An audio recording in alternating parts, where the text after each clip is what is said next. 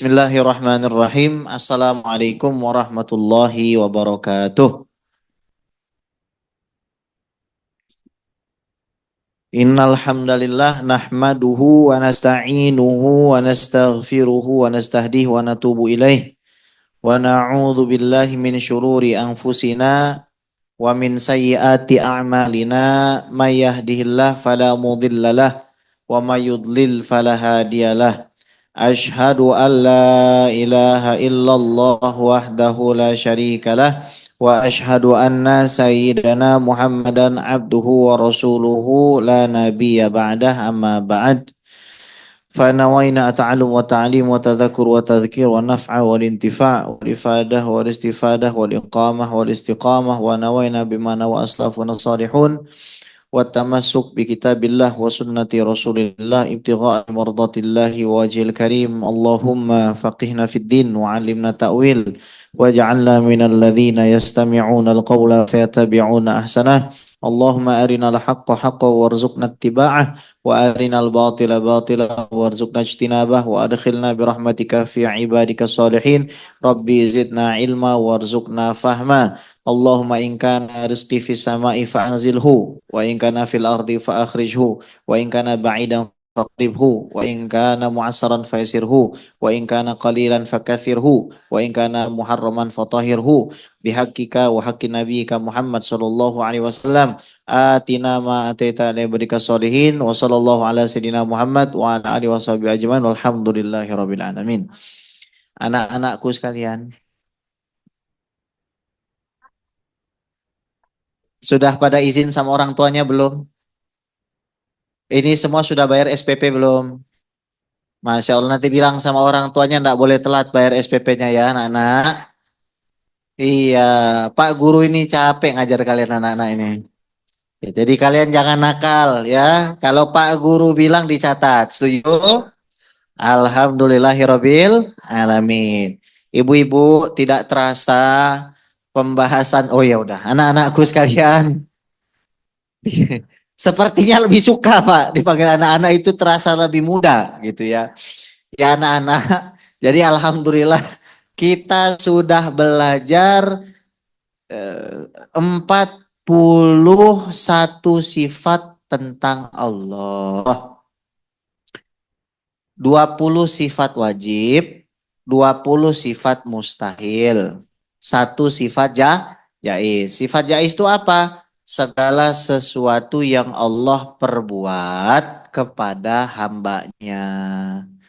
Jadi misalkan dijadikan kita tinggi atau pendek, besar atau kecil, miskin ataukah kaya, pintar atau kurang pintar. Semuanya itu larinya kepada sifat jaiz. Jadi maksudnya begini Bu, jangan sampai kalau misalkan ada orang berdoa, terus dia berdoa misalkan saya mau haji di tahun ini, ternyata tidak dikabulkan. Dia nggak belajar sifat jaiz, jadi nuduh Allah yang enggak.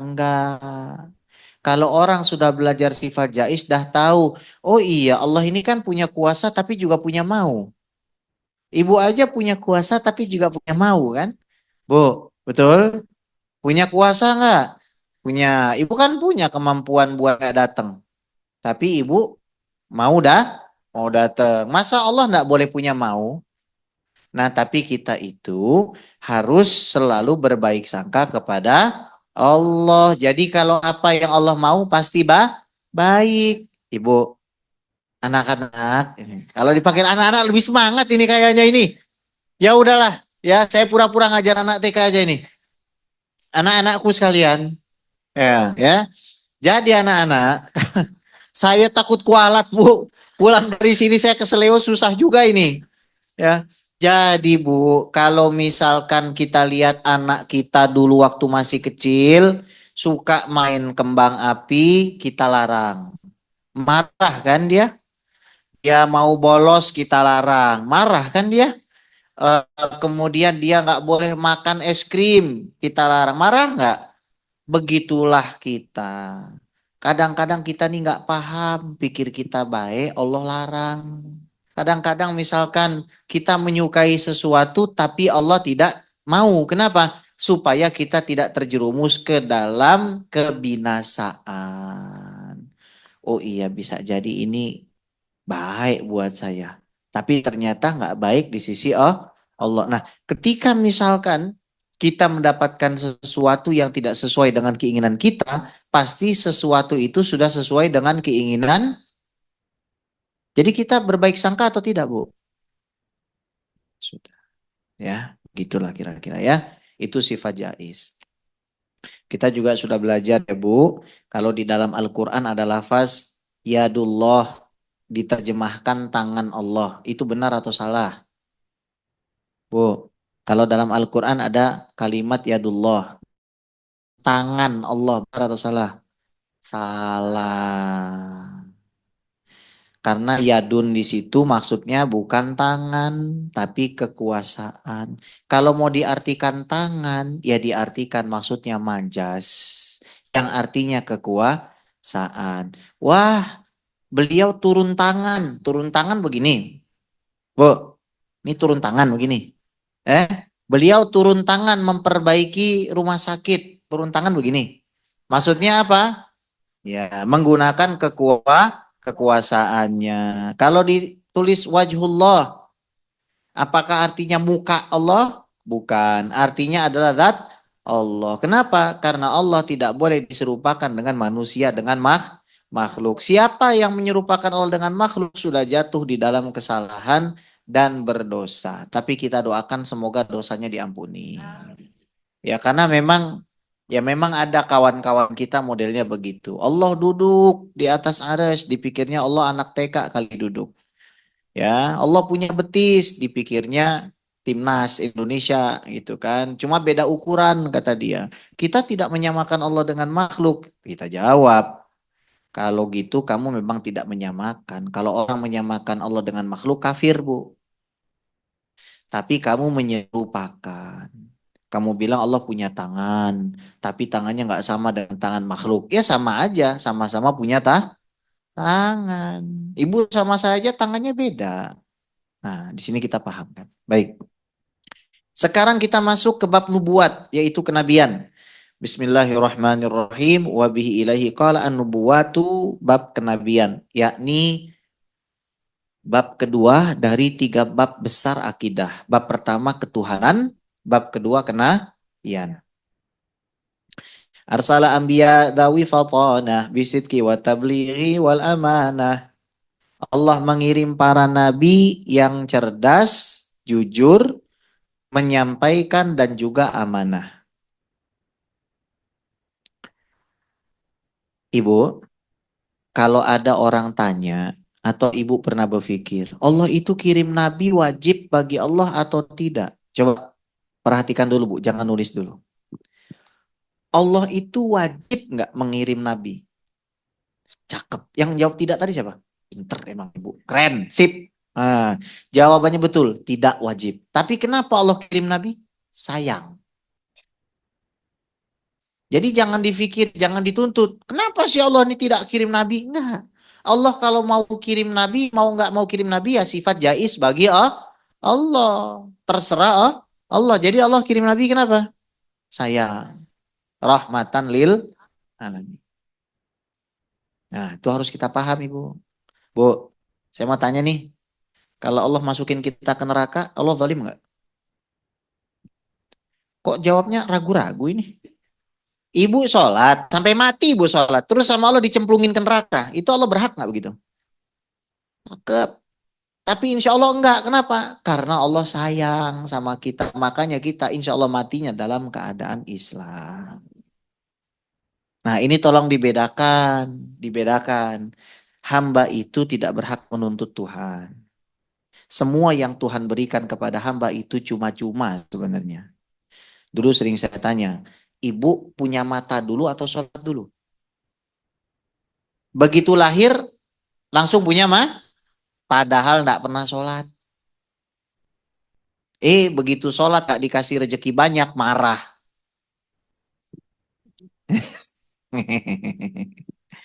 Bu, bener nggak? Kaki keseleo, marah. Macet, diejek, marah aja hidupnya itu. Seolah-olah dia itu merasa tidak berhak diejek, tidak berhak keselio. Nabi aja berdarah, Nabi aja diejek, Nabi keringatnya wangi.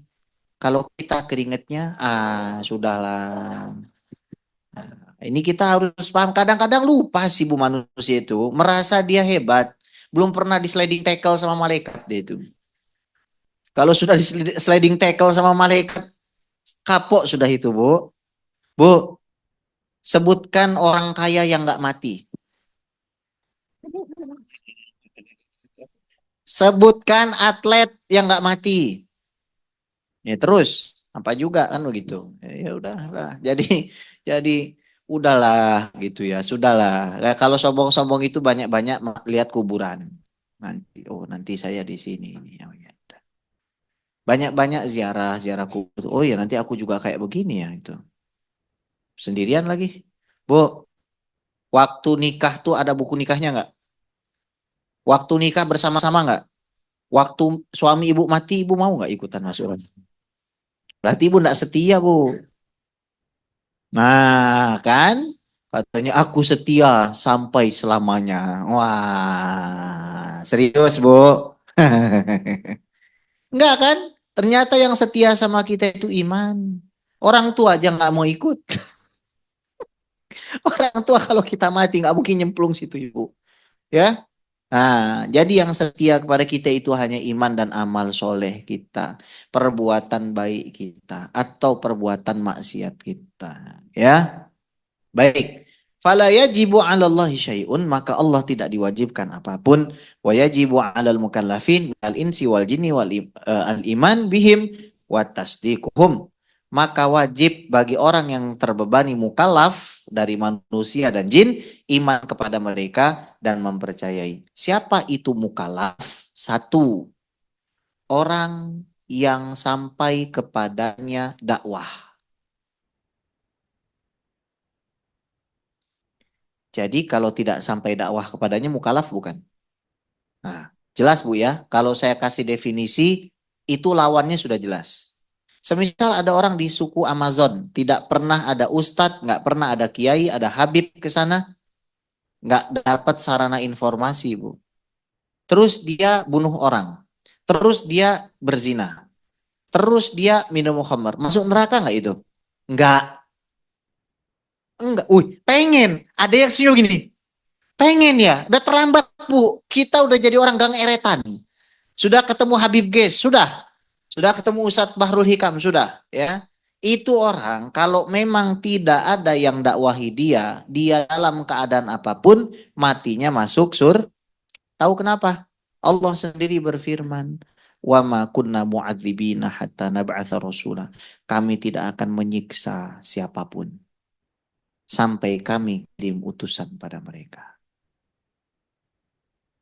Jadi kalau misalkan ada orang nggak tahu apa-apa, sementara dia itu memang nggak ada sarana untuk belajar agama, kenal Allah, ya dari mana mau diadab ibu? Oke, itu mukalaf. Orang yang sampai dakwah kepadanya. Dua, yang berakal. Berarti kalau nggak mau diadab, dari lahir gila. Atau, iya, atau pada saat balik, gila. Itu nggak bakal diadab ibu. Nah, ibu gila? Nah, makanya berarti statusnya mukalaf nggak? Mukalaf, kita semua mukalaf. Baik. Kemudian yang ketiga, yang balik sampai umur 15 tahun atau mimpi basah dan keluar darah haid. Jelas ya? Jadi kalau enggak keluar darah haid, enggak mimpi basah, tapi umur 15 tahun dia sudah mukalaf. Kalau enggak sholat, dosa. Baik. Kemudian ya Islam. Itu namanya mukalaf. Nah sekarang untuk pemahaman saya tanya nih. Semisal ada orang di suku pedalaman, nggak ada ustadz, nggak ada kiai, nggak ada habib, nggak ada sarana informasi. Pokoknya nggak pernah dengar nama Allah nggak pernah dengar, nama Nabi Muhammad nggak pernah dengar. Terus dia mati, itu masuk surga nggak? Kenapa? Karena nggak ada yang ngasih tahu. Orang kalau nggak punya informasi nggak boleh. Ini beda dengan sebagian aliran dalam Islam. Jadi kalau Anda ketemu sama pendapat, oh tetap diazab, itu Syiah yang begitu. Jadi katanya manusia itu harus tahu Tuhan dengan akalnya. Lah bagaimana? Disuruh ngakal-ngakalin bagaimana, Bu? Gak bisa. Harus ada utusan. Nah, utusan ini kan tentu saja punya sifat-sifat supaya bisa dipercaya, Bu. Ibu, Nabi Muhammad 40 tahun, satu orang tidak pernah ada yang menghinanya. Ibu bayangin, 40 tahun hidup dipuji aja kerjanya. Di belakang dipuji, bahkan pujian di belakang tuh lebih parah daripada pujian di depannya itu. 40 tahun nggak pernah ada yang nyaci. Kenapa kira-kira? Ya seorang nabi dan rasul. Begitu sempurna.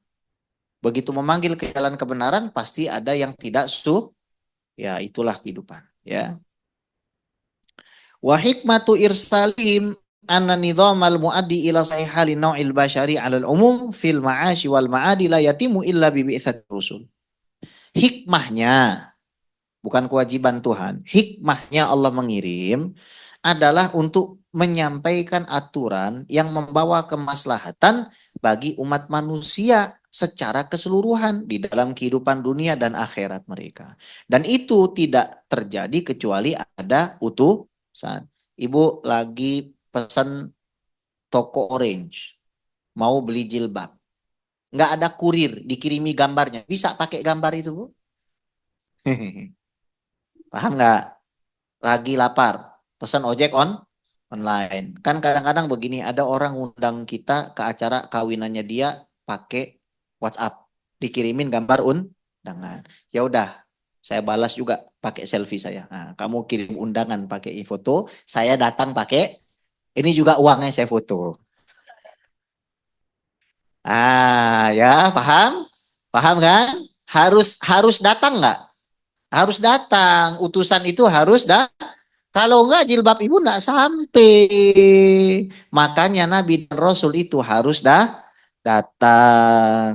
Gitu Bu. Untuk ngajarin, ngasih contoh. Fa innal akla la yastaqilu bidzalik. Akal manusia itu tidak akan sampai. Ya dulu saya waktu di Al-Azhar Mesir itu belajar satu diktat kuliah, namanya, saya kan fakultas akidah filsafat di Al-Azhar. Cuma akidah filsafat di Al-Azhar itu berat Bu. Hafal 8 juz minimal luar tuh. Jadi nggak seperti di Indonesia. Kalau di Indonesia mah liberal kebanyakan. Kalau tidak punya background yang kuat, kita ya ilmu hadis belajar. Makanya ibu kalau lihat saya belajar ngajar fikih, ibu nggak akan ngedapeti kami gelagapan gitu. Kenapa? Karena kami diajari, itu ya. Nah kami itu belajar namanya kitab Hayy bin Yaqzan. Ketipis itu. Jadi menceritakan analogi seorang manusia yang terdampar di eh, pulau. Di pulau itu dia sendirian gitu. Kemudian dia mulai melihat eh, tiba-tiba ada apa namanya, ada kambing dan lain sebagainya. Kemudian dia perah itu susu kambingnya. Dan dia mulai berkesimpulan bahwa ini semua tidak mungkin kebetulan. Pasti ada Tuhannya. Ya ini semua agama rata-rata begitu. Tapi Bu, untuk menjelaskan Tuhan itu ada, kidam terdahulu, bako kekal, khalafatuhulil hawadisi, berbeda dengan makhluk kiamuhu binafsihi, berdiri wahdaniyah satu, kudroh berkuasa, irodah berkehendak, ilmun hayan hidup, hayan sami'an, hayan sama, hayat sama mendengar, basor melihat, kalam berbicara, kudroh irodah berkemampuan berkehendak, semua itu taunya dari siapa Bu? Al-Qur. Terus kita tahu Al-Quran itu benar dari mana? Dari yang bawa. Yang bawa nggak bisa dilawan. Yang bawa ini siapa? Nabi Muhammad. Nggak ada orang mengatakan Nabi Muhammad tokoh fiktif tuh nggak ada. Dan nggak ada orang bisa bantah wujud Nabi Muhammad, nggak ada. Nggak bisa bantah orang itu. Satu, makamnya ada. Itu bukti filologi itu. Bukti bahwa memang Nabi itu ada. Coba kalau makamnya nggak ada. Makanya Wali Songo makamnya Dijaga. Kenapa? Bukti sejarah, Bu. Kenapa makam kita itu, pakai kacamata hitam gelap, Bu? Oh iya. Saya kaget saya, Bu. Ya, saya kira terang kali ini ya. Nggak gelap apa gimana gitu. Kacamata. Iya. Bu, coba. Kita dikasih makam, dikasih nisan. Ditulisin nama kan? Fungsinya buat apa, Bu? Nah, tuh satu bukti. Tidak ada orang menyangkal makam Nabi di situ. Dua, kabar ini dijaga dari generasi ke generasi dalam jumlah yang banyak. Ratusan ribu orang. Buktinya Al-Quran nggak pernah berubah dari dulu sampai sekarang. Satu huruf pun nggak berubah. Cara baca boleh beda. Karena ada 7 cara baca Al-Quran itu yang dari Nabi. Tapi mushaf itu tetap sama, Bu. Al-Quran itu tetap sama, terjaga. 3, produk agamanya yang disepakati nggak berubah. Sholat 5 waktu. Dari zaman Nabi sampai kiamat, sholatnya 5. Yang mau buat 6 waktu, 7 waktu kan orang sesat itu namanya. Betul nggak? Jadi nggak mungkin ada orang mendustakan Nabi Muhammad itu ya, menghina Nabi Muhammad itu seperti meludah ke langit. Kira ludahnya kemana itu? Nah, tuh. Jadi orang mau nggak bisa. Kamu mau ngomongin Nabi Bu di Eropa itu, mereka itu berusaha untuk cari celah gimana ngejelek-jelekin Nabi Muhammad. Tak bisa, Ibu. 23 tahun berdakwah. 23 tahun itu sebentar atau lama, Bu? Sebentar lah 23 tahun, Bu. Anak Ibu udah berapa sekarang umurnya? Perasaan Ibu nikah baru kemarin kan? Tiba-tiba ada di sini aja. 23 tahun sebentar, anak S1 lagi cari kerja itu. Benar? 23 tahun. Ini masa 23 tahun dari sendirian terus 123.000 orang beragama Islam. Terus Jazirah Arab beragama Islam.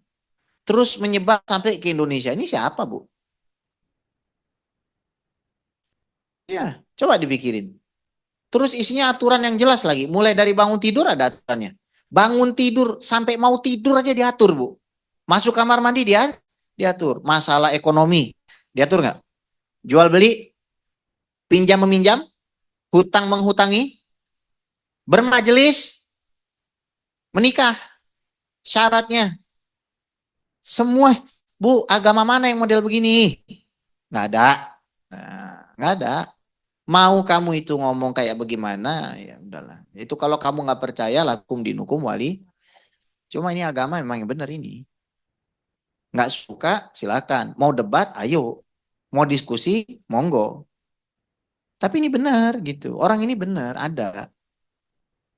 Keturunannya masih ada sampai sekarang. Cucunya masih ada, darahnya masih ada sampai sekarang, ngalir. Dan itu beliau sendiri ngomong. Dan di dalam Al-Quran tuh mukjizatnya udah luar biasa, Bu. Abu Lahab divonis masuk neraka. Padahal Abu Lahab masih hidup. Begitu mati, matinya kafir. Nah itu kan. Watini wa zaitun, buah tin. Itu buah tin itu ternyata luar biasa, Bu. Banyak lah pokoknya yang tidak bisa saya sampaikan. Jadi orang itu ketika melihat kabar, yang dilihat itu siapa yang bawa beritanya, kan begitu. Kalau ada tukang bohong datang kepada ibu bilang rumah ibu kebakaran, apa ibu percaya? Kalau orang itu 40 tahun nggak pernah bohong, 40 tahun jujur, mukanya seganteng-ganteng muka, badannya seharum-harum badan, wajahnya setampan-tampannya makhluk di alam semesta ini. Orangnya sopan, tak pernah marah, selalu membantu, rela berkorban. Terus dia mau bohong gimana? Nggak pernah sekolah, nggak bisa baca tulis, tapi semuanya tahu. Terus yang disampaikan benar, gitu loh. Dulu orang tawaf itu tidak pakai baju, Bu. Nabi datang dipakaikan baju. Ibu lihat orang kalau jadi narapidana, ditelanjangi, mohon maaf. Karena itulah orang itu kalau mau menghinakan dirinya, dia semakin buka bajunya itu, semakin bodoh dia itu. Makanya perempuan yang paling mahal itu perempuan yang tidak pernah kasih unjuk dirinya. Sampai Sayyidina Ali mengatakan, Fatimah, aku ingin padamkan apinya. Karena aku tidak ikhlas kalau ada laki-laki melihat bayanganmu. Ya salam.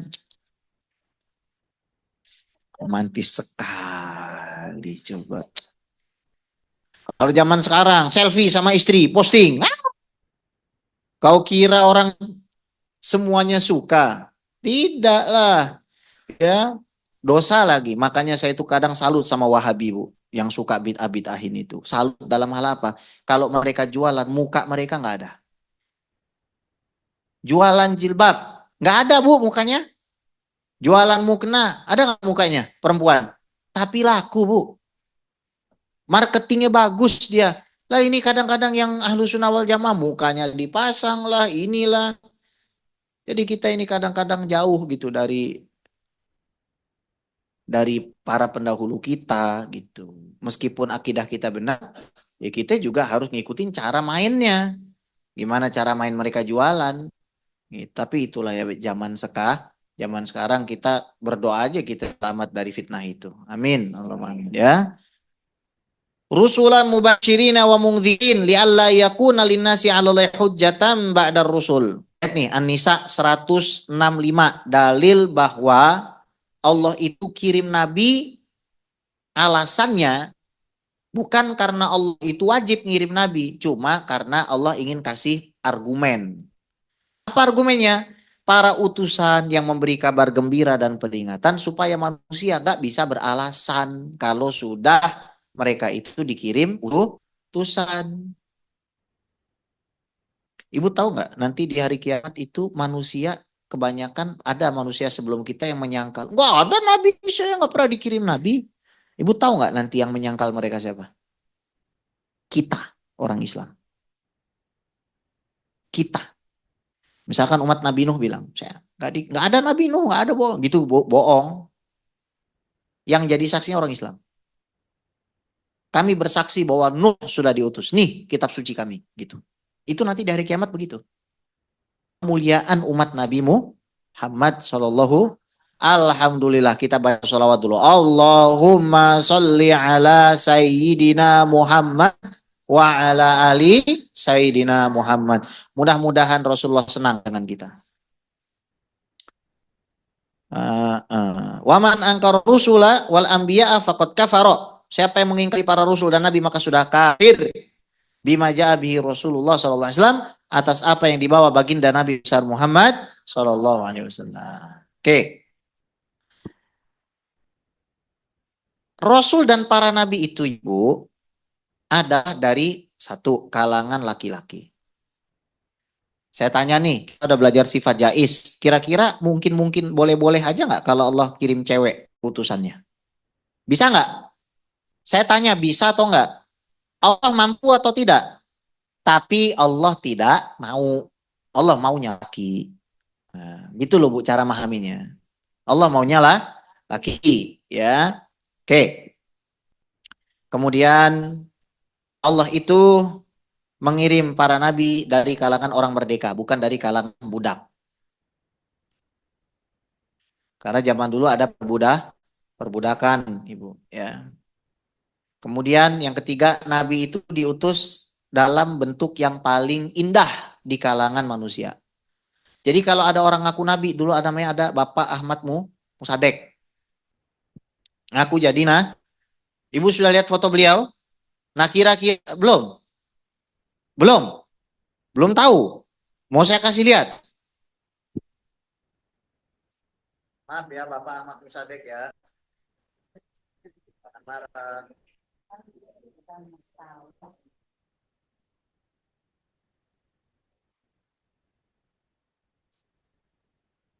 Bu, bisa kelihatan nggak ya? Zoom, bukan zoom. Kelihatan nggak? Hah? Kelihatan. Itu saya. Nah, sama yang pegang mikrofon, cakep mana Bu? Oke, oke ya. Oke, paham? Saya nabi bukan. Kalau saya bukan lagi dia. Paham nggak? Nabi itu harus paling cakep, paling ganteng, paling wangi, paling bersih. Nggak usah mandi pun bersih, Bu.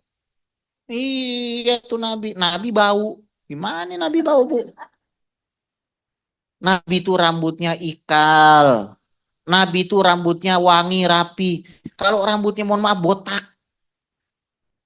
Bagaimana orang pengen rima? Mohon maaf Pak, bagaimana orang mau nerima? Wah, masih gantengan gua ini mah. Paham Bu? Jadi nggak mungkin lah. Jadi gini loh, memudahkan orang untuk nerima Bu. Para nabi dan rasul tuh semuanya dari orang kaya apa miskin Bu? Kaya, enak aja. Tukang minta-minta. Oh, saya tendang ada orang ngomong gitu betulan. Jangan menghina nabi dan rasul kamu. Nabi dan rasul itu semuanya orang kaya Bu. Cuma hidup si orang mulia semua ibu. Itu nggak mungkin orang jelek itu. Pokoknya di plotnya begini. Dia ada, orang terima. Ngelihatnya orang percaya. Bersamanya orang percaya. Cuman nggak percaya gara-gara nggak suka dia menyampaikan orang ini suka mabok. Nah, Nabi bilang jangan mabok, nggak suka. Allah tuh satu, bukan patung, bukan berhala, nggak suka. Jangan kamu berzina, nggak suka. Gara-gara itu, kalau orangnya suka nggak? Suka Bu, ya Allah Bu, siapa Bu yang nggak suka sama Nabi Muhammad Bu? Siapa yang nggak suka sama Nabi Nuh? Semua orang hidup suka sama ketika ngeliat Nabi Nuh. Nggak suka gara-gara menyampaikan kebenaran. Itu aja yang dibikin nggak sukanya itu. Padahal sisanya suka semua. Buktinya sebelum jadi Nabi, dipuja-puja, disayang dibangga-banggakan. Nah itu Nabi itu harus dari kalangan model kayak begitu. Makanya kita berdakwah juga harus meniru karena kita bukan nabi. Nah, makanya cara paling gampang mengidentifikasi nabi palsu kalau zaman dulu ya, lihat aja. Waduh, jelek bau. Ya kan? Tukang bohong, ya. Belum-belum minta duit. Nah, itu zaman sekarang, Bu. Ya, aliran-aliran sesat itu biasa mintain duit itu dah itu pokoknya. Ya Allah. Kalau nabi minta duit apa ngasih duit? Tuh, ya. Udah ketahuan lah pokoknya bedanya. Supaya apa Bu dikasih Nabi kayak begitu? Biar manusia gampang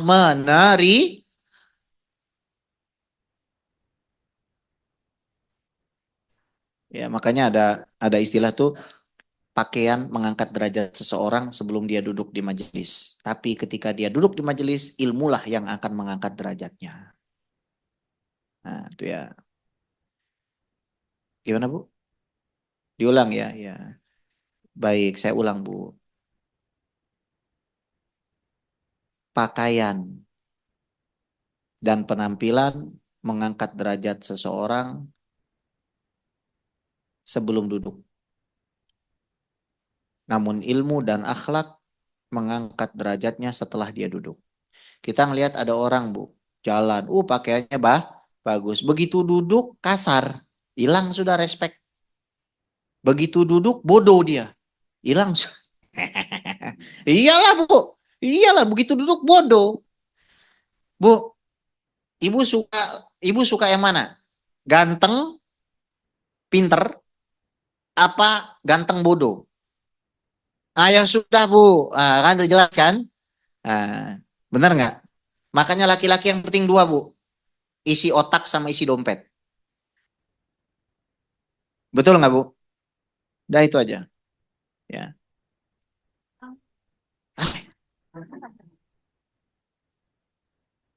Laki-laki. Laki-laki itu yang penting dua hal. Isi otak sama isi dompet. Maksudnya apa isi otak? Dia punya kecerdasan, pinter. Bu, ada pepatah Inggris mengatakan begini terjemahnya ya. Perempuan adalah bodoh kalau tidak mau belajar kepada laki-laki. Tapi laki-laki dua kali lipat bodohnya kalau tidak punya sesuatu untuk diajarkan kepada perempuan. Waduh. Ulang lagi nih. Ini ulang lagi nih. Saya ulang lagi ya. Ya udah. Perempuan adalah bodoh kalau tidak mau mempelajari dari laki-laki. Tapi laki-laki dua kali lipat bodohnya kalau tidak punya apa-apa untuk diajarkan kepada perempuan. Kerjanya diem aja di rumah. Nah itu bodoh tuh laki-lakinya. Dua kali lipat bodohnya itu. Jadi laki-laki harus apa? Punya dua. Ada isi otaknya, ada isi dong. Iya kan begitu. Punya otak dan punya dompet kan begitu.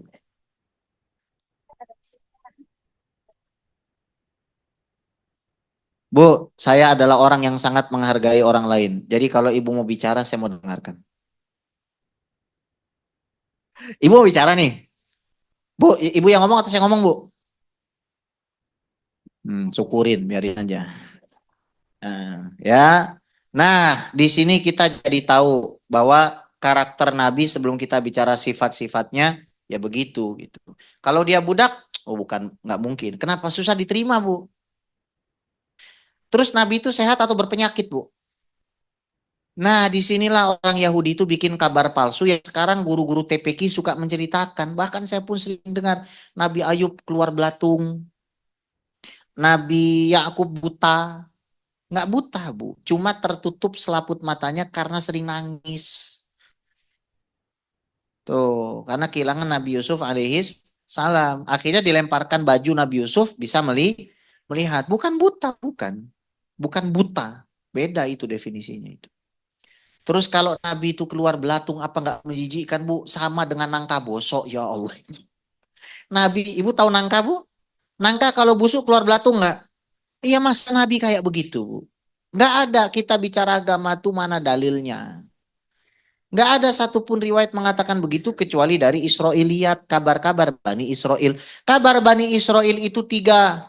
Ada yang dibenarkan kalau sesuai syariat, ada yang disalahkan kalau nggak sesuai syariat, ada yang diceritakan tapi didimin. Oh, ini cerita dari riwayat Bani Israel. Tapi kita nggak peduli itu. Tapi diceritakan aja, kata Nabi, hadithu an Bani Israel wal haraj. Ceritakan aja dari Bani Israel itu. Gak ada masalah. Ceritain aja. Namanya sekedar dongeng. Nah, gitu. Baik, ya.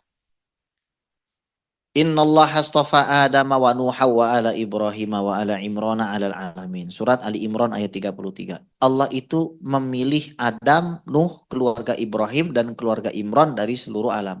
Ibu tahu makna memilih, Bu? Ibu kalau misalkan lihat belanja ke pasar, Ibu milih buah itu kira-kira gimana, Bu?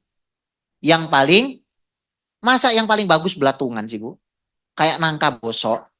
Yang paling bagus, ada yang tidur. Ada yang tidur. Bismikallahumma ahya wa bismika amut. Jilbabnya merah berbunga-bunga, Masya Allah. Rupanya sedang bermeditasi, berzikir dengan Allah. Masya Allah. Saya jadi takut banguninya, Bu. Ibu, Bu, saya belum minum ini, Bu. Nah, coba coba kasih kasih. Kasih ibu itu tuh. Ayo, Ustaz, kasih. Cepetan, kasih itu. Kasih kasih kasih. Kasih ibu jilbab merah itu loh. Nih. Nah, dah. Jangan besok pura-pura tidur semua ini. Kasih kasih. Saya waktu ngajar di BPJS di Mabes Polri juga begini. Ada yang tidur minum saya kasih ke dia. Nah, itu yang tuh yang pakai kacamata jilbab merah itu. Nah, tuh kasih dia minum tuh. Nah, udah kasih dia minum, kasih kasih kasih kasih kasih Bu, kasih. Nah, kau minum tuh Bu ya. Ah, sudah. Dah. Alhamdulillahirobbil. Sudah ya. Udah jangan pada iri. Itu di sampingnya udah ada botol juga. Udah.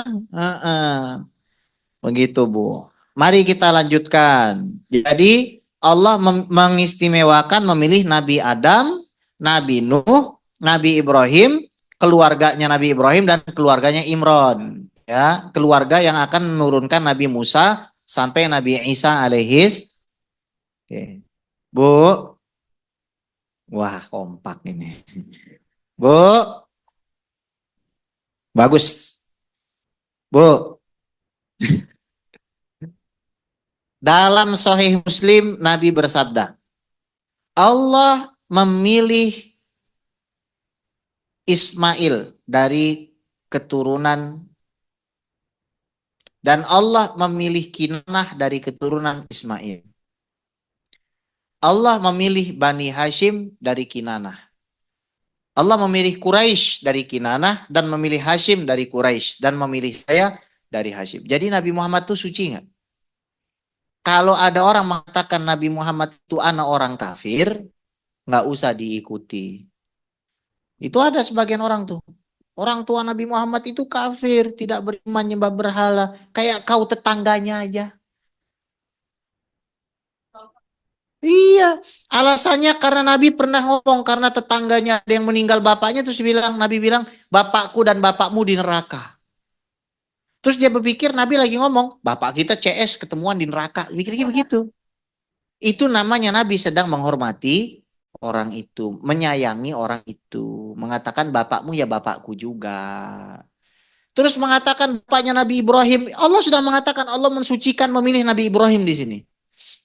Terus di dalam Al-Quran dikatakan ketika Ibrahim berkata kepada bapaknya, Bu harus tahu lafaz bapak itu dipakai dalam bahasa Arab untuk banyak. Satu, ayah kandung. Dua, non kandung. Tiga, paman. Empat, kakek. Jadi Azar itu bukan bapaknya Nabi Ibrahim, paman. Kalau ibu mau ngikuti pendapat yang mengatakan Nabi Ibrahim bapaknya Azar, pemahat berhala, Bu. Terus ayat ini mau dikemanain, Bu? Yang betul ayat itu yang harus ikut ayat ini, bukan ayat ini ikut ayat itu. Namanya disucikan, nggak mungkin keturunan orang menyembah berhala, Bu. Bu, kalau Nabi Muhammad bapak ibunya masuk neraka, gimana bapak ibu kita, Bu? Nah, itu makanya Nabi mengatakan saya itu lahir dari pernikahan. Saya tidak lahir dari perzinahan. Orang kalau kafir, Bu, nikah, ya anaknya jadi azi. Apakah orang tua Nabi berzina? Setega itukah mulut kita mengatakan itu? Waduh, itu orang harus ya itulah, Bu. Ya, ini hati-hati nih, ini yang lagi nonton di online nih. Ya, ya, jangan ngikutin yang begitu. Pakai etika lah kita itu. Kita gini, kita paksakan kita terima argumennya. Oke lah orang tua, oh terpaksa Bu, terpaksa ditodong pistol lah kita. Ayo bilang orang tua Nabi masuk neraka. Ya, saya tanya Bu, apakah pantas dibicarakan? Kalau orang tua kita yang kafir, kalau tetangga kita bilang orang tuanya kafir, lagi khutbah Jumat, orang tuanya kafir, senang nggak kita Bu? Nabi Muhammad senang nggak? Kadang-kadang begitu. Kalau kamu tidak mengikuti pendapat mayoritas ulama, kamu pengen ngambil atas dasar apapun lah kebencianmu entah naudzubillah ya, jangan-jangan punya kebencian tersimpan sama Nabi Muhammad itu. Kira-kira kalau orang tua Nabi Muhammad kafir, yang seneng itu siapa Bu ngedenger itu? Orang yang benci sama agama Islam. Oh, orang tua nabimu kafir, masih kalah dengan orang tuanya Musa, digituin nanti Bu. Masih kalah dengan orang tuanya Isa, masih kalah dengan ibunya Nabi Isa. Oh, ibunya Nabi Muhammad kalah Bu sama ibunya Nabi Isa. Ibunya Nabi Isa wali, sholat, tun, makanan. Ibunya Nabi Muhammad orang kafir. Ini otak dan hatinya kurang sinkron, Bu. Harus dirawat di Syariasi. Ya, harus dirawat di kurang sinkron otaknya itu. Ya. Iya, ODGJ itu, ya. Jadi hati-hatilah kita itu berpendapat. Kalau ada ulama berpendapat begitu ya ulama itu biarin aja berpendapat begitu. Mayoritas ulama nggak begitu. Kita ngikuti yang selamat pun begitu aja. Sekarang gini Bu, apa sih ruginya kita meyakini orang tua Nabi beriman? Ada ruginya? Tapi kalau kita salah meyakini orang tua Nabi kafir, rugi kita. Mau ngadep Rasulullah, oh kamu yang bilang orang tua saya kafir ya, ya udah masuklah surga enak apalah. Apa enak Bu kita ketemu sama orang begitu? Nah, enak. Nah, ini hati-hati makanya. Sembarangan kadang orang itu begitu zaman sekarang itu. Jadi kalau kita meyakini sesuatu pun harus kita verifikasi, harus kita lihat dari tinjauan akhlak, tinjauan etika, patut atau tidak kita sampaikan di halayak ramai. Atas dasar ilmiah, ilmiah dari mana? Ayo kita perdebatkan di sini. Buat apa Allah firmankan dalam Al-Quran, am kuntum syuhada idh hadhara Ya'qub al-maut. Apakah kamu itu menyaksikan ketika Nabi Yakub itu sakaratul maut? Idh qala li banihi, ketika Nabi Yakub mengatakan kepada putra-putranya, ma ta'buduna min ba'di. Siapa yang kau sembah setelah aku? Qalu, lihat Bu, na'budu ilahaka, kami sembah Tuhanmu, wa ilaha abaika, Tuhan bapak-bapakmu. Yang disebut apa? Ibrahim wa Ismaila wa Ishaq. Ibrahim kakeknya, Ismail pamannya, Ishak bapaknya, tapi disebut bapak-bapaknya. Kita bilang Ibrahim bapaknya kafir, itu bukan bapak kandungnya. Waduh Bu, kesian banget Nabi Muhammad Bu, umatnya semua masuk terus orang tuanya dibakar di neraka. Gimana Nabi Muhammad? Nah, jadi hati-hati kita di dalam berkeyakinan ini. Ya. Nah, terus Nabi itu pasti punya Apa itu mukjizat? Hal yang tidak mengikuti hukum alam. Logis, tapi nggak mengikuti hukum alam. Logis itu masuk akal, bukan empirisme. Kalau logis itu, logika itu beda dengan empirisme, beda. Cara pengambilan, gini Bu, kita merasakan manis itu pakai apa? Itu empiris namanya. Meskipun yang menerjemahkan rasa itu adalah saraf di otak. Tapi akal itu beda. Oke. Masuk akal nggak? Kalau misalkan tongkat akal ya Bu, masuk akal nggak? Kalau tongkat dipukul terus laut kebelah. Masuk akal. Kenapa? Karena akal kita menerima bahwa Allah yang menciptakan semua. Kalau Allah bisa mengisi lautan, Allah juga bisa membelah. Tapi kalau secara empirisme, pembuktian empirik itu tidak bisa diterima. Ya coba kita pukulin. Nggak kebelah-belah Bu. Secara empirik nggak mungkin orang travel dari Makkah Madinah zaman dulu, dari Makkah dari Masjidil Haram ke Masjidil Aqsa ke Sidratul Muntaha satu malam tuh nggak bisa diterima pembuktiannya karena mereka masih pakai apa? Onta. Ya, paham Bu ya? Paham ya? Paham ya? Oke. Nah, pada waktu itu nggak bisa diterima, tapi dibuktikan sama Nabi Muhammad. Muhammad itu namanya muji. Jadi mujizat itu masuk akal tapi bertentangan dengan hukum kebiasaan. Contoh Bu, gaya gravitasi itu hukum kebiasaan. Saya lempar, turun ke bawah.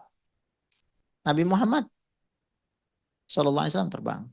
Orang mati nggak bisa hidup. Nabi Isa hidup lagi. Orang buta nggak bisa melihat. Disembuhkan sama nabimu. Itu muji. Tapi ada catatannya Bu. Diiringi dengan tantangan. Itu intinya. Ketika mujizat keluar, itu sambil menantang. Saya bisa, kamu bisa nggak? Itu mujizat begitu. Kalau nggak ada tantangan, itu bukan mujizat. Karena mujizat itu menantang orang-orang yang menentang Tuhan.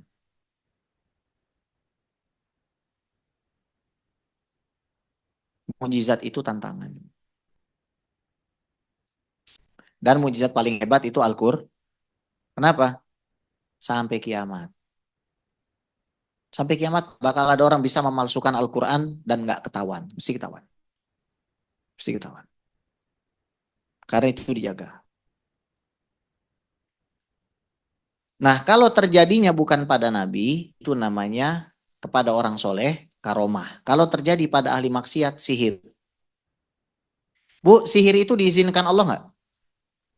Yang bilang nggak siapa? Diizinkan. Bu, iblis mau goda manusia izin nggak? Iyalah Bu, iblis aja tahu diri. Iblis tahu saya kalau nggak izin sama bos nggak bisa ini bikin jahat. Izin dulu dia, boleh nggak saya umurnya panjang? Boleh. Boleh saya goda? Boleh. Tapi yang ikut kamu itu orang-orang yang nggak tahu syukur sama saya. Kalau orang tahu syukur nggak ikut. Boleh umurnya panjang. Iblis punya keturunan nggak? Punya anak? Yang izinin siapa Bu?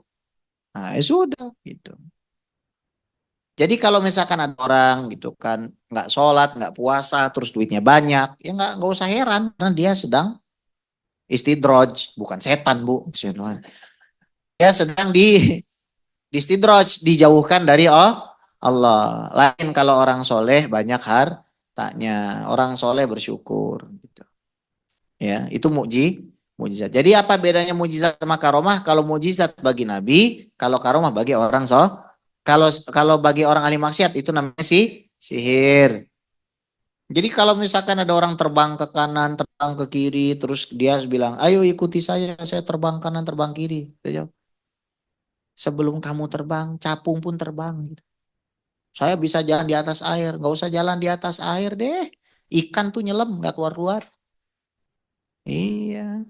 Jadi nggak pernah jadi ini. Yang dilihat itu adalah kehidupannya sesuai nggak dengan Rasulullah Shallallahu Alaihi Wasallam. Dia sholat nggak, puasa nggak, Ramadan puasa nggak, haji nggak, itu ya Bu ya. Baik.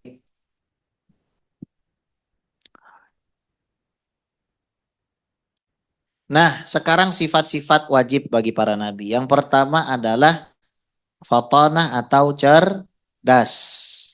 Yajibu 'alal mukallaf ayataqida biwujubi sifati arba'ah sifatin arba'atin tajibu fi haqqir rusul wal anbiya wa yal fatana wasid wa tabligh wal amanah. Wajib meyakini kalau Nabi dan Rasul punya 4 sifat wajib. Artinya yang pasti diterima akal. Nomor 1 cerdas. Kalau Nabi bodoh, lola lolo, tahu lola lolo bu? Ditanya nggak pernah tahu.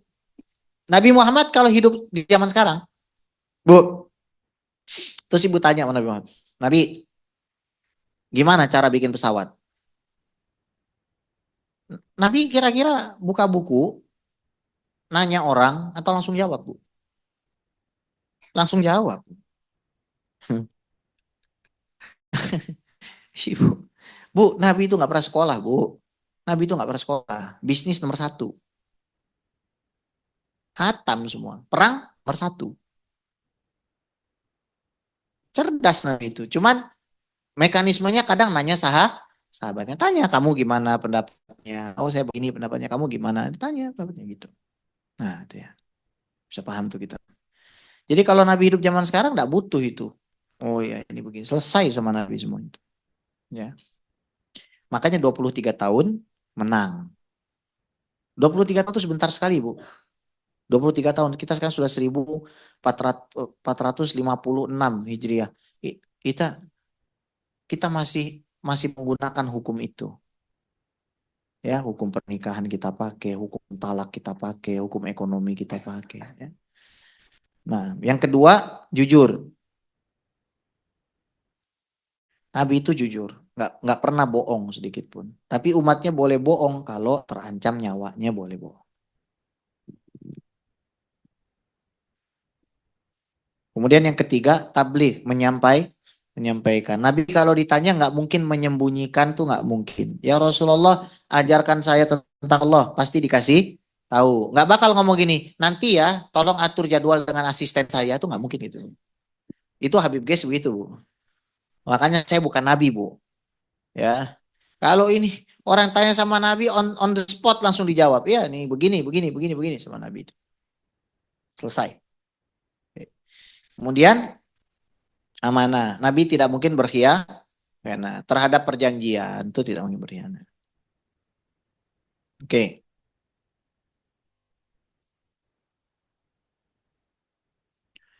Kemudian Nabi itu ismatuhum kasairil malaikah wajibatun fadl malaikah. Ibu, Nabi Muhammad dan seluruh nabi terjaga dari dosa besar dan dosa kecil. Baik sebelum kenabian maupun setelah jadi kalau sebelum kenabian itu disebutnya irhas. Irhas terjaganya para nabi dan rasul dari maksiat kecil maupun besar sebelum jadi nabi. Kalau setelah jadi nabi itu namanya ismah. Ismah. Ismah. Ada irhas itu sebelum, ismah itu setelah. Contoh irhas, Nabi Muhammad waktu masih kecil gembala kambing diajak main ke kota. Ayo main sama gua lu. Ayo main sama gua yuk. Di situ banyak hiburan. Nabi turun. Sampai pohon bobo. Yang lain pada main, Nabi tidur. Bangun. Gak ada. Besok diajak lagi. Ayo mat. Gitu. Itu kan mungkin cara manggil dia kan nggak sopan gitu kan. Nggak tahu kalau yang dipanggilnya itu siapa. Tuan besar kan itu kan. Raja itu. Ayo mat gitu kan. Tidur lagi di pohon. Nah besoknya Nabi Muhammad sudah nggak mau lagi. Nggak. Setelah itu kata Nabi Muhammad, saya tidak pernah lagi mau dan penasaran kalau diajak-ajak. Terus Nabi Adam bikin apa Bu? Ketika makan buah pohon itu. Iya. Itu salah apa dosa? Salah. Nabi Adam itu makan gara-gara apa Bu? Iblis bawa nama Allah. Wa qasamahuma inilah kuma minan nasihin. Ini si nyebelin ini dia sumpah demi Allah katanya. Saya itu betul nasihatin kamu. Kalau dia itu nggak bawa nama Allah Bu, nggak mau nggak Nabi Adam. Karena bawa nama Allah. Tuh, jadi harus paham Bu. Tapi ada aliran dalam Islam itu mengatakan kalau Nabi itu berdosa lah. Kalau Nabi berdosa sebelum jadi Nabi berarti orang LGBT boleh dong jadi Nabi. Orang penyuka sesama jenis boleh dong jadi Nabi. Kita nggak usah bicara masalah kemungkinan, bicara syariat deh sekarang. Kita bicara masalah dalil, masalah tekstualitas kita, yuk kita bicarakan. Kalau bicara masalah kemungkinan, Fir'aun juga boleh jadi Nabi. Tapi secara tekstualitas kita dipertanyakan kalau kita mengatakan para nabi itu sebelumnya boleh berdosa. Nggak boleh, Bu. Ibu, kesalahan nabi itu adalah rahmat bagi diri kita. Nabi pernah telat sholat subuh nggak? Pernah. Terus kenapa? Bedanya sama kita. Kalau kita sengaja dan ngelawan. Kalau nabi emang dibikin sama Allah telat sholat, biar tahu bahwa sholat subuh itu kalau telat boleh dikodok. Nabi lagi perang, duhur nggak sholat, asar nggak sholat. Kalau kita perang kagak, sholat kagak kan begitu. Kalau Nabi, iya beda, jangan disamain. Nabi bikin salah supaya jadi sare. Oh. Kadang-kadang orang berpikirnya lain, cara berpikirnya. Nabi nikah, istrinya 11, nafsu. Bukan nabinya yang demen, istrinya yang demen. Jangan salah loh. Enak aja lo ngomong Nabi Muhammad lo. Gue sumpel lo pakai handphone. Iya ngomong Nabi Muhammad, saya enak jidatnya aja Bu. Oh, Nabi Muhammad. Bu, emang Nabi Muhammad kagak direcokin sama sahabatnya? Bu, Nabi Muhammad itu tiap detik miss call mulu Bu. Saya aja miss callnya banyak, notifikasinya banyak. Ustadz kampung, apalagi ini Nabi dunia akhirat Bu. Miss call dari langit belum? Jibril miss call. Hmm. Jibril sehari miss call berapa kali? Abu Bakar, Umar miss call berapa kali Bu? Usman miss call nggak? Ali miss call nggak? Tolahah Zubair miss call nggak? Yo Allah Bu, itu orang paling dicari Bu. Belum miss callan dari Abu Lahab, Abu Jahal. Betul nggak? Vendor apa? Vendor senjata. Jadi, jadi dipikirnya dia tuh Nabi Muhammad tuh nikah begitu. Beda sama kita. Orang demen sama Nabi Muhammad. Sampai ada perempuan nawarin diri mau nggak Nabi Muhammad sama saya. Gitu. Jadi jangan. Nabi Muhammad pernah cerai nggak? Pernah. Tapi cerainya itu supaya jadi pelajaran. Ada perempuan punya aib badannya penyakitan, tapi waktu lagi awal nikah nggak dikasih tahu. Kata Nabi Muhammad, ya udah kamu pulang aja ke keluarga kamu. Terus Nabi bilang, kamu tuh keluarganya, kamu tuh sudah bohongin saya. Jadi menikahkan orang tuh tidak boleh bohong. Kalau punya penyakit dikasih tahu supaya tuh tidak beli kucing dalam karung. Makanya orang kalau pengen ngelamar tuh cadar boleh kita minta dibuka. Misalkan lamar wanita, coba jangan-jangan ada kumisnya kan gitu. Iya pakai cadar ada kumisnya kan susah juga kan. Maka boleh dilihat gitu. Nah, ini Nabi nih, Nabi. Paham Bu? Iya, jadi kayak begitu. Jadi kita pandangan kita kepada Nabi itu betul-betul sempurna, perfect ya. Kesalahannya aja jadi syariat kan begitu. Baik. Nah, dan melebihi malaikat. Jadi malaikat kan nggak pernah bikin dosa, nggak pernah bikin itulah. Mulia mana Nabi sama malaikat? Ya Nabi lah, malaikat aja doa solawatan terus sama Nabi gitu. Nabi nggak pernah solawatan sama malaikat gitu, solawatan itu. Malaikat diciptakan Allah untuk solawatan kepada Nabi. Wih, tapi Nabi juga balas sih solawat malaikat itu. Coba kita nggak kebayang Bu. Nah, orang kan solawat banyak kepada Nabi. Setiap hari orang solawat nggak hitung kan? Beda-beda kan? Padahal Nabi setiap kali kita sholawat, nama kita sama nama bapak kita disebut kan? Itu gimana caranya Bu? Puyeng mikirnya. Mulutnya sah, tapi bisa jawab semua. Gimana tuh? Itu namanya mujizat. Karena bicara menjawab itu tidak harus pakai mulut. Yang harus pakai mulut itu kita manusia biasa. Melihat nggak harus pakai tapi yang pakai mata itu manusia biasa seperti dengar tidak harus pakai tapi yang mendengar pakai telinga itu manusia biasa seperti Cepat nggak saya ngomong? Nah, ya. Paham Bu ya? Nah, ini kita bicara para nabi dan rasul. Baik. Nah, jumlah para nabi dan rasul ini yang harus kita imani itu ada semuanya kita imani secara umum. Berapa jumlahnya? Tidak ada dalil khusus. Ada yang bilang 124.000. Tapi kata para ulama, gak usahlah dibatasin. Nanti takut ada yang gak masuk. Itu ya. Jadi kalau ditanya berapa? Banyak. Nah, jumlahnya berapa? Wallahu alam. Tapi kamu percaya semuanya? Semuanya. Nah, yang harus kita tahu 25. Ya. Baik, sudah jam 14:09. Saya ingin kita tanya jawab. Menghabiskan sisa waktu kita untuk tanya jawab. Nggak nanya soal ini juga boleh. Silakan.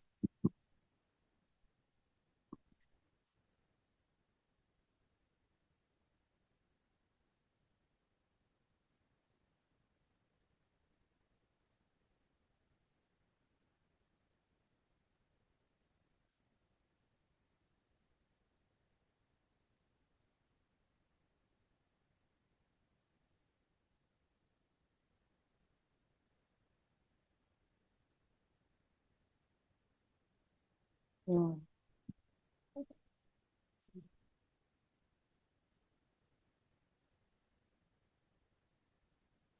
Nanya Pak Ustadz. Assalamualaikum warahmatullahi wabarakatuh.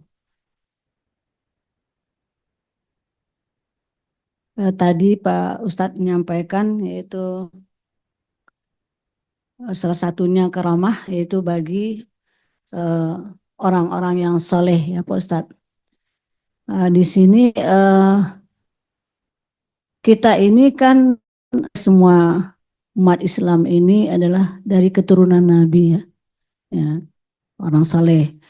Terus kenapa sekarang apa bedanya banyak pendapat-pendapat tentang Habib-Habib ini, Habib turunan Nabi ya. Jadi kita-kita sebagai umat biasa ini ingin tahu juga apakah Habib ini keturunan keturunan Nabi kan sama dengan kita. Apa Ya, bedanya Pak baik. Ustadz? Terima kasih. Assalamualaikum. Assalamualaikum warahmatullahi wabarakatuh. Kalau dilihat-lihat, hidungnya sama-sama dua. Nabi Muhammad hidungnya lubangnya berapa, Bu? Beda nggak sama kita tapi? Beda. Bukan dilihat dari bentuknya, ini saya nggak bicara bentuk. Nabi Muhammad itu makan nggak? Ya secara aspek lahiriah sama, Ibu.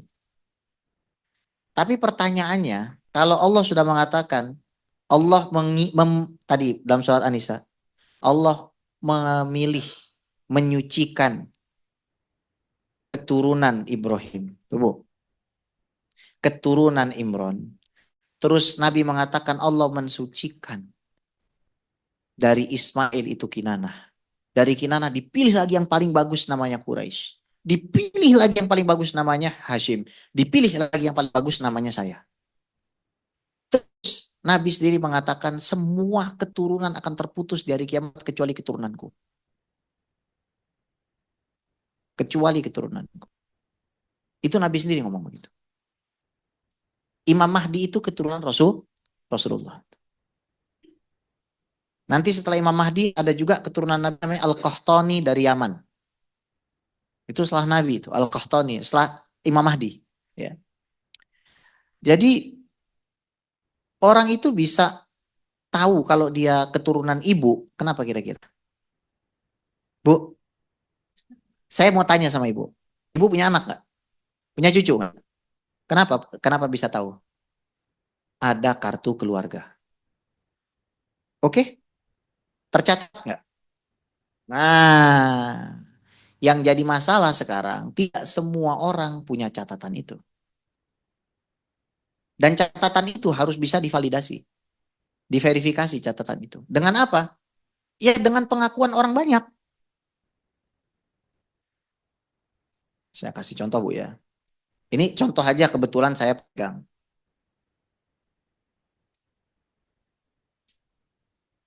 Nama saya itu Bes. Saya punya bapak namanya Abdurrahman.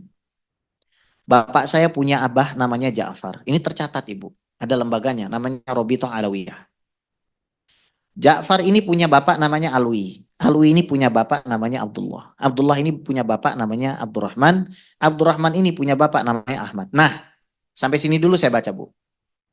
Jadi orang kalau dia memang dari klan Ba'alawi dari Yaman, keturunan Nabi dari Yaman, itu dia harus bisa menyebutkan 5 nama bapaknya ke atas. 1. 2. Dia harus menyertakan dokumen dari pemerintah. Akta kelahiran, kartu keluarga. Dia menyertakan semua saudara bapaknya. Kalau dia punya saudara kandung bapaknya dia harus sertakan. Kemudian ada 2 saksi yang juga dari klan Ba'alawi yang sudah terdaftar. Yang bersaksi. Kan ketahuan Bu, saya runut balik. Abdurrahman yang anaknya Ahmad. Kan mengerucut nggak? Mengerucut. Ada nggak Abdullah anaknya Abdurrahman anaknya Ahmad? Mengerucut lagi. Alwi anaknya Abdullah anaknya Abdurrahman anaknya Ahmad. Mengerucut lagi. Ja'far anaknya Alwi anaknya Abdullah anaknya Abdurrahman. Mengerucut. Abdurrahman anaknya Ja'far terus mengerucut. Yang namanya Ges bin Abdurrahman bin Ja'far bin Alwi bin Abdullah bin Abdurrahman bin Ahmad. Itu kan sudah mengerucut. Tercatat Bu. Kalau bernasab kepada yang bukan bapaknya, ditolak sama Rasulullah. Dosa besar itu Bu. Jadi bukannya senang begini tuh Bu. Saya bacakan lagi. Dari Ahmad tadi ke Hasan. Punya bapak namanya Abdullah. Punya bapak lagi Abdullah namanya Alwi. Alwi punya bapak namanya Abdurrahman. Abdurrahman punya bapak namanya Ali. Ali punya bapak namanya Agil Asgaf. Agil Asgaf punya bapak namanya Abdullah. Abdullah punya bapak namanya Abu Bakar. Abu Bakar punya bapak namanya Alwi. Alwi punya bapak namanya Ahmad. Ahmad punya bapak namanya Abu Bakar As-Sakron. Abu Bakar As-Sakron punya bapak namanya Abdurrahman As-Segaf. Abdurrahman As-Segaf punya bapak namanya Muhammad Maula Dawilah. Muhammad Maula Dawilah punya bapak namanya Ali. Ali punya bapak namanya Alwi Al-Ghoyur. Alwi Al-Ghoyur punya bapak namanya Muhammad. Muhammad Fakih Muqaddam punya bapak namanya Ali. Ali punya bapak namanya Muhammad. Muhammad punya bapak namanya Ali. Ali punya bapak namanya Alwi. Alwi punya bapak namanya Muhammad. Muhammad punya bapak namanya Alwi. Alwi punya bapak namanya Ubaidillah. Ubaidillah punya bapak namanya Ahmad Al-Muhajir. Orang pertama yang hijrah dari Irak ke Yaman.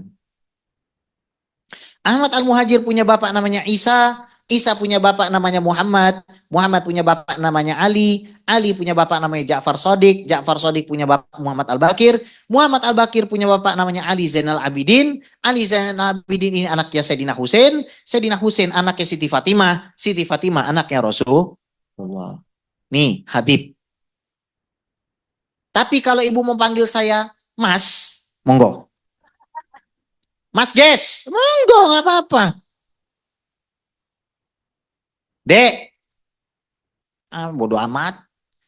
Bu, saat kita mengetahui bahwa yang paling mulia di sisi Allah adalah yang bertakwa, harusnya ini kan semakin menjadi pemikiran. Bapak-bapak saya orang baik, kenapa saya nggak baik kan begitu? Bukan untuk membangga-banggakan tapi kita juga jangan benci dong. Masa sih kita benci sama orang kaya? Berarti ibu benci dong sama Bu Siti. Bu Siti kaya amat, duitnya nggak habis-habis. Hah? Sari Asi kaya, duitnya nggak habis? Berarti ibu hasad dong Bu.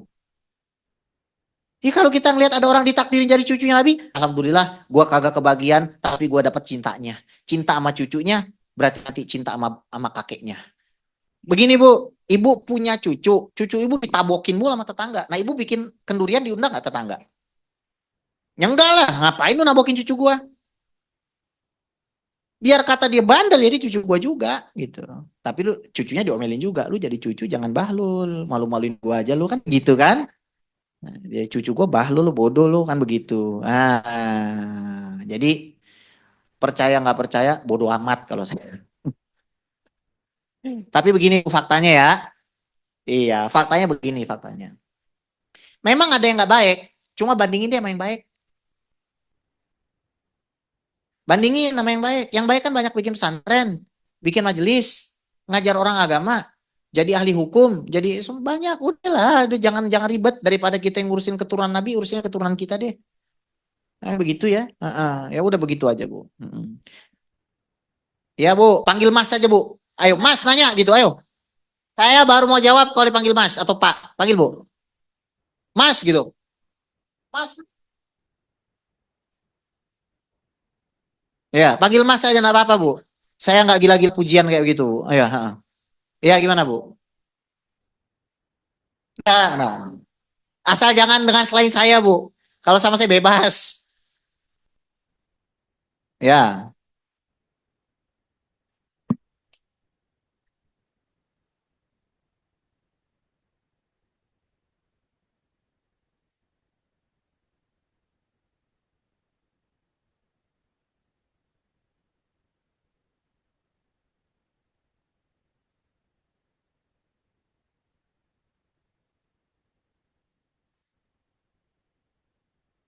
baik.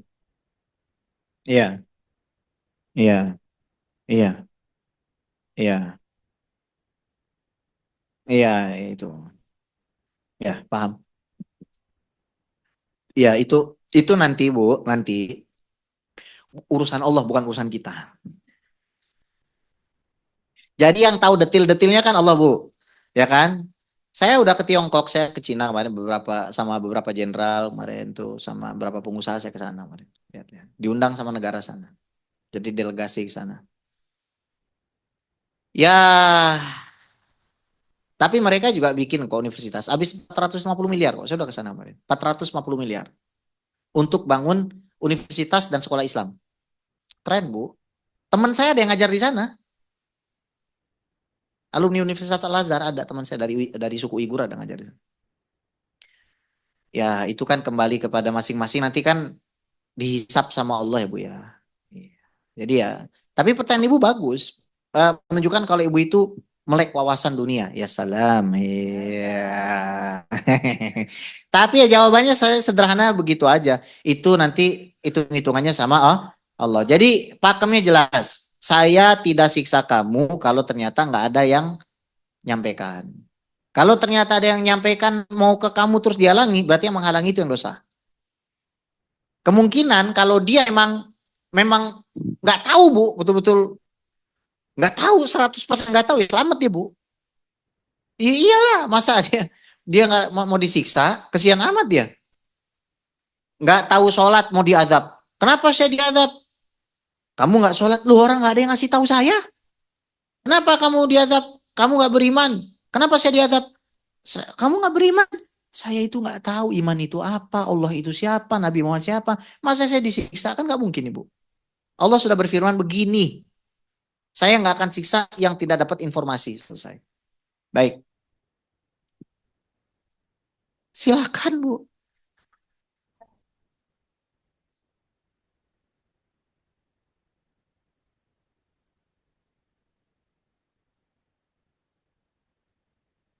Kalau yang cewek boleh Bu, cewek ketemu cewek. Iya, misalkan laki, ajaklah misalkan dia kakaknya, kak yang cewek. Kau lihatlah dia botak atau enggak nih perempuan. Iya, jangan laki-lakinya lihat, nanti semua orang berdalih ta'aruf aja. Mau lihat dosa Bu. Ya, mana lagi? Ya, yang hitam dulu atau yang kuning dulu, ayo sweet. Ya udah yang hitam dulu lah. Gimana Bu?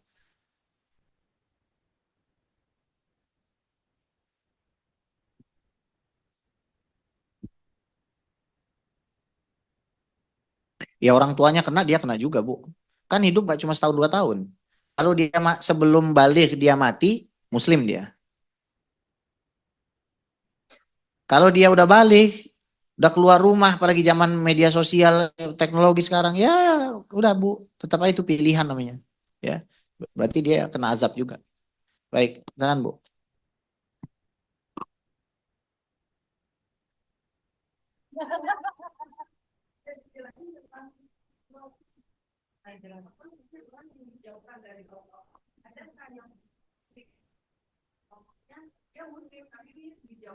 Banyak kita aja kadang begitu, tambah kaya, tambah susah sholat. Ya, pengen sehat pergi ke gym, lihat perempuan. Istidraj itu. Ya, istidraj itu. Punya gelar dihormati jadi sombong. Istidraj itu. Makanya segera kembali ke jalan yang benar. Bukan nikmatnya itu kita sangkal. Nikmat sehat dipakai untuk bermaksiat. Bukan kita itu berhenti hidup sehat, tapi berhenti bermaksiat. Gitu. Jadi ya ada, ya kita ini kadang jadi korban juga gitu. Maka Iya, segera kembalilah kita ke jalan Allah kan begitu. Baik, Bu. Ya, silakan, Bu. Silakan. Iya,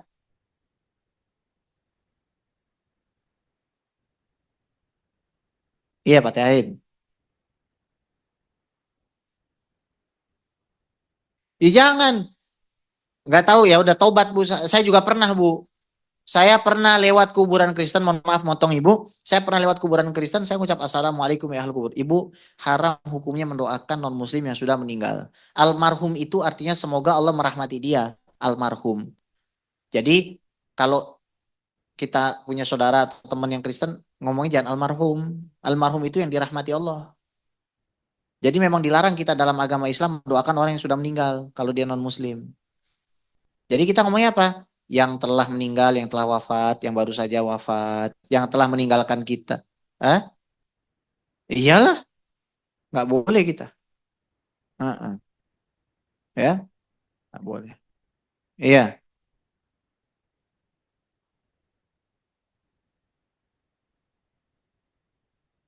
iya kita istighfar karena kita nggak tahu Ibu. Yang disampaikan para ulama kalau kita ngelihat simbol agama lain tuh baca syahadat.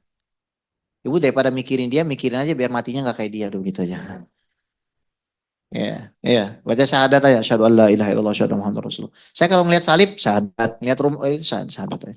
Cuman kalau masih hidup, doain sebanyak-banyaknya. Moga-moga lu masuk Islam gitu. Udah Bu ya, lemes. Kagak juga sih. Lemes aja bawaannya dah. Heeh. Ya, satu lagi dah.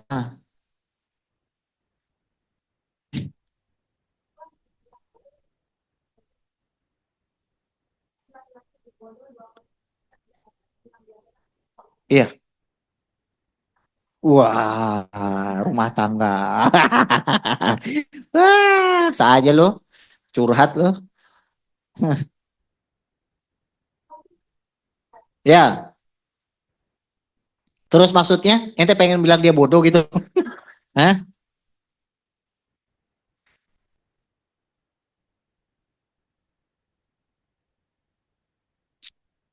Begini Bu, prinsipnya kalau orang udah tahu jangan songong. Karena kita ya, kayak prinsipnya begitu. Kalau kita songong sama suami kita, disliding nanti sama malaikat.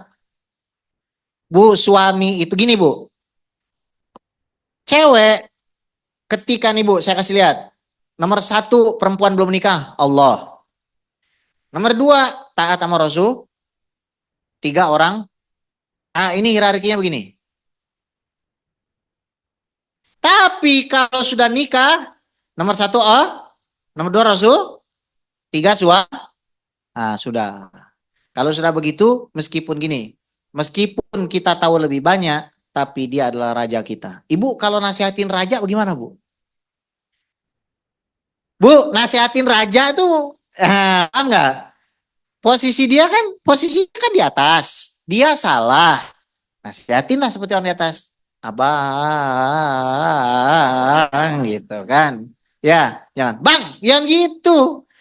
Harus ada gelombangnya loh. Abang, gitu baru benar. Namanya nasihatin raja. Raja harus pakai lembut nggak? Pakai hadiah nggak?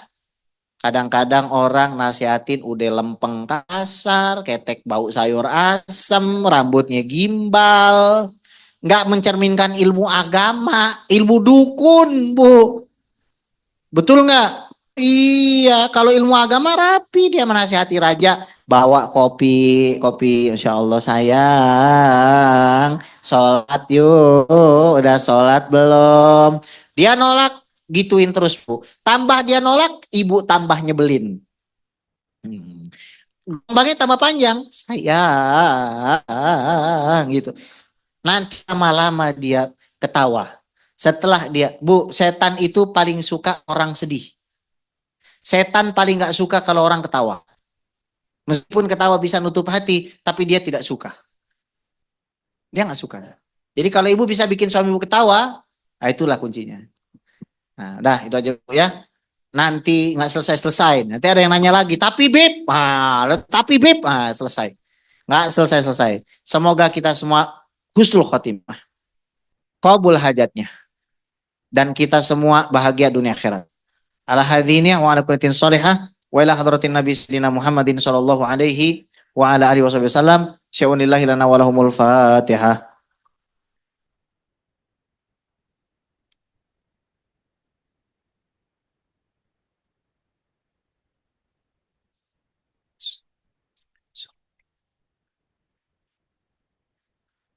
Amin ya mujib sailin bi rahmatika ya arhamar rahimin. Da'u fi subhanakallahumma tahiyyatu fi salamu akhiru alhamdulillahirabbil alamin. Kita tutup dengan bersyukur, ucapkan hamdalah. Alhamdulillahirabbil alamin. Kita sampaikan salam dan salawat kepada Nabi Muhammad SAW. Allahumma salli wa sallim wa barik ala Sayyidina Muhammad wa ala ali Sayyidina Muhammad. Dan kita tutup dengan membaca doa kafaratul majlis. Subhanakallahumma wa bihamdika asyhadu an la ilaha illa anta. Assalamualaikum warahmatullahi wabarakatuh. Makasih Bu. Assalamualaikum.